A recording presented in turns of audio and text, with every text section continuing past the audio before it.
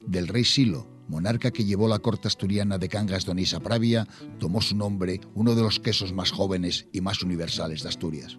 Se diría que este queso, tipo Fuegalpitu, nació por el empeño que puso un maestro quesero nacido en el País Vasco en rescatar el sabor y el aroma de la infancia de un asturiano. Juntos crearon lo que hoy se conoce como la quesería artesanal Rey Silo. El queso Rey Silo que hacemos, en realidad, es el queso con el que yo me crié de niño. Mi hermana mayor tenía intolerancia a la lactosa y a mí no me gustaba la leche de vaca. Entonces mis abuelos, sobre todo mi abuela, pues nos obligaba a comer queso. Cuando Ernesto me ofreció ser socio suyo de la quesería, yo le dije que teníamos que hacer el afogalpito como yo lo recordaba de niño. Él durante un año estuvo hablando con gente mayor, con mis padres, con gente de la zona de Grao, de la zona de aquí de Pravia, de Cornellana, y recabando información sobre cómo era un queso de afogalpito antiguamente. Después de 8 meses de haciendo pruebas para hacer un queso de cuajada láctica, dio con el Rey Silo, que por eso mucha gente dice que es el queso de su abuela, porque les pasa como a mí. En realidad recuerdan los sabores y los aromas de la infancia. Y eso es en realidad lo que hemos hecho con Rey Silo. Recuperar o rescatar no tanto la forma tradicional de hacer, porque en realidad lo hacemos en una quesería moderna, no estamos en la cocina de casa de la abuela, sino recuperar el resultado final de aquellos sabores y aquellos aromas que tenía este queso, porque en realidad este queso es leche, cuajo y sal, nada más. Es el secreto que tiene. El Rey Silo es el único de esta variedad que se elabora con leche entera y cruda de vaca como antiguamente se hacía, de la que se obtiene una cuajada láctica de pasta blanda que se torna anaranjada si se le añade pimentón. Esta es la sala de recepción de la leche, aquí es donde recibimos la leche. Nos llega la cuba con la leche de un ganadero, conectamos la manguera a la cuba del camión y entonces nos descarga aquí en este depósito. Una vez que la tenemos en el depósito, lo que hacemos es pasar ya a la elaboración. Es decir, la calentamos, la pasamos por este intercambiador de placas para que se caliente, se temple un poco la leche y pasamos ya a la cuba de fermentación, la leche. A través de la tubería, por el intercambiador, calentamos la leche, la pasamos aquí a la cuba de fermentación, ahí comienza la fermentación.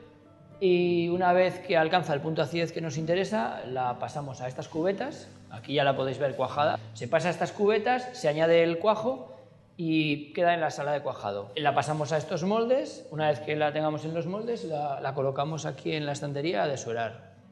El suero pasa a un tanque que tenemos refrigerado fuera para alimentación de animal. Y los quesos quedan aquí desuerando. Normalmente, si hacemos queso rojo, lo que hacemos es sacar los quesos, amasarlos con sal y pimentón y volver a introducirlos en el molde para que cojan la forma y acaben de desuerar. Una vez que ha desuerado, lo que se hace es salarlo, se sala a mano y se colocan estas parrillas. Porque siempre que con el salado acaba desuerando más, va perdiendo suero y la sal se empieza a introducir y aquí se empieza a desarrollar los mohos.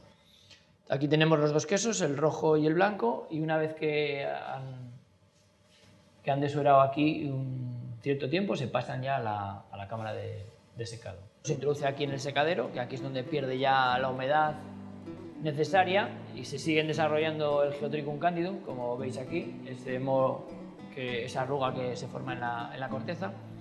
Aquí se produce una pérdida de humedad lo suficiente para que podamos después pasar a madurarlo abajo en las cámaras de maduración, en la bodega. Y aquí es donde ya el proceso se lentece.